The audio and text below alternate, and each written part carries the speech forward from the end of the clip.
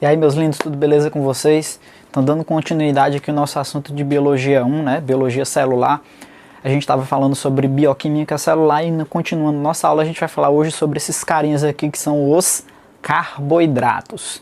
Primeiramente, a gente pensa o seguinte: professor, por que são chamados carboidratos? Ó, a gente tem vários nomes para esses carboidratos. Primeiro, eles são chamados de açúcares, por causa do sabor adocicado que a maioria deles apresenta, mas eles também são chamados de hidratos de carbono, glicídios, sacarídeos, né? E por fim, carboidratos.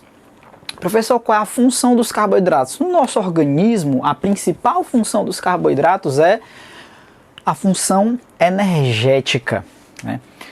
Os carboidratos, eles são a fonte primordial de energia de alimentação para a maioria dos seres vivos, ou para a grande quantidade de seres vivos existentes no planeta. O nosso organismo, ele exibe uma preferência pelos carboidratos. Se a gente come proteína, lipídio, carboidrato, o que é que vai ser digerido primeiro? O carboidrato. O carboidrato é digerido, ó, muito rapidamente.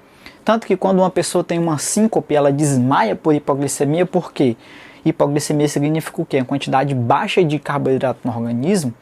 Qual a primeira coisa que se faz? Ah, dá um bombonzinho para ela, dá um copo de Coca-Cola, que é açúcar puro. Esse carboidrato é rapidamente, ó, quebrado, e ele fornece energia e a pessoa acorda daquele desmaio, certo? Então o carboidrato, ele tem uma função primordialmente energética. Professor, ele tem algumas outras funções? Tem sim, função estrutural. A gente tem a celulose e a quitina, que são carboidratos complexos que tem uma função diferente da função energética, é uma função estrutural, que eu vou falar mais um pouquinho lá na frente para vocês. Uma outra função, professor, dos carboidratos, eles têm isso aqui, ó. Eles ajudam no processo de comunicação celular. O glicocálix, que é uma projeção das membranas plasmáticas das células, que são formadas por lipídios, carboidratos e proteínas, eles atuam na comunicação entre as células. Então, os carboidratos também têm essa função de comunicação celular. Professor, e como é que esses carboidratos se classificam? Gente, a gente tem primeiro as subunidades, as unidades mais simples dos carboidratos. Quais são essas unidades, professor? São os monossacarídeos, que tem essa fórmula geral, CH2ON, certo? A gente tem aí dois tipos principais de monossacarídeos, que são eles. Quem são eles? São as pentoses e as hexoses. O nome já fala por si. Professor, mas por que pentose? Penta, né? Cinco carbonos, então são monossacarídeos que têm 5 unidades de carbono. Logicamente, as hexoses têm 6 unidades de carbono. Dentre eles, os principais, os mais importantes, mais conhecidos, a gente tem aqui ribose e desoxirribose, que a gente vai aprender mais lá na frente, que formam o RNA e o DNA. Professor, tem açúcar no DNA? Tem sim. E as hexoses, que são aqueles açúcares mais conhecidos como glicose, frutose e galactose, certo? A gente tem também, além desses monossacarídeos, a gente tem os oligosacarídeos e os polissacarídeos. Professor, como assim? Gente, oligo vem de oligarquia. Vocês lembram? Oligarquia, o poder na mão de poucos. Lembra lá das aulas de história? Poder na mão de poucos. Então, oligosacarídeos significa que tem poucos sacarídeos ou poucas subunidades de monossacarídeos. Então, aqui os oligosacarídeos, eles apresentam de 2 a 20 monossacarídeos. Mais do que isso, eles são considerados polissacarídeos. E geralmente esses oligosacarídeos, eles são formas intermediárias no processo de formação ou de quebra, ou seja, de síntese ou de catabolismo, né, dos carboidratos. Quando o carboidrato está sendo quebrado, um polissacarídeo vai sendo quebrado, ele vai formando pedaços menores de oligosacarídeos que depois viram monossacarídeos, beleza?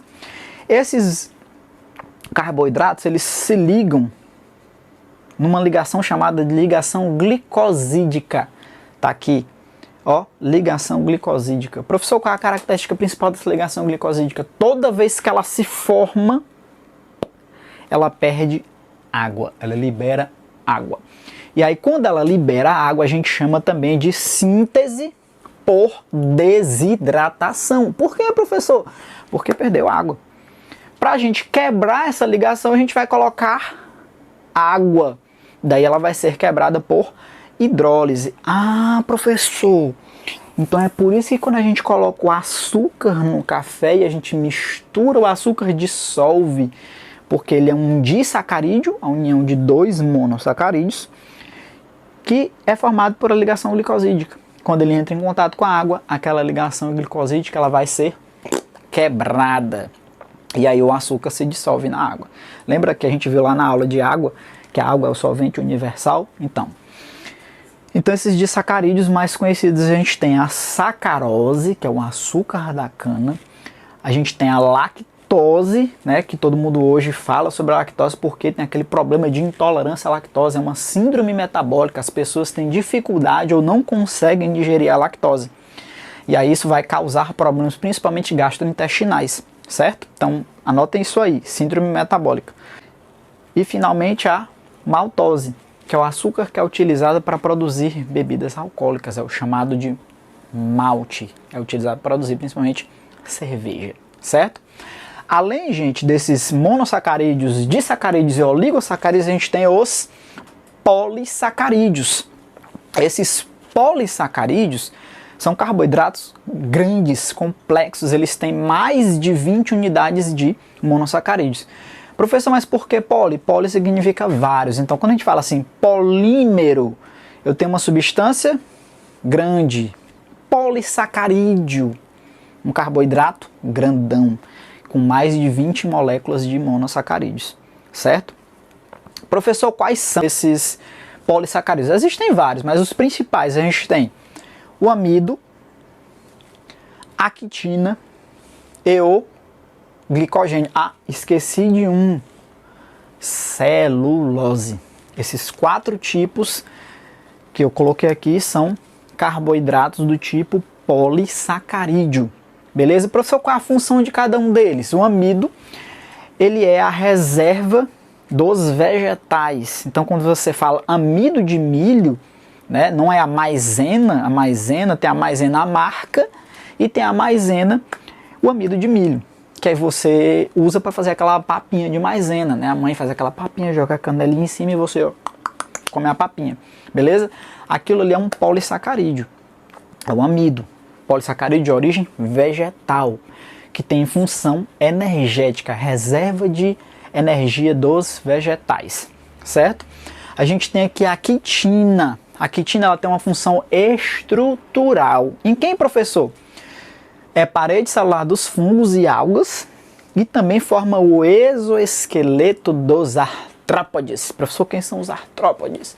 Aranhas, escorpiões, baratas, carrapatos, piolhos, todos esses animais, esses seres são os artrópodes. Eles têm uma carapaça externa que é chamada de exoesqueleto e esse exoesqueleto é basicamente formado de quitina. Então a quitina tem uma função estrutural.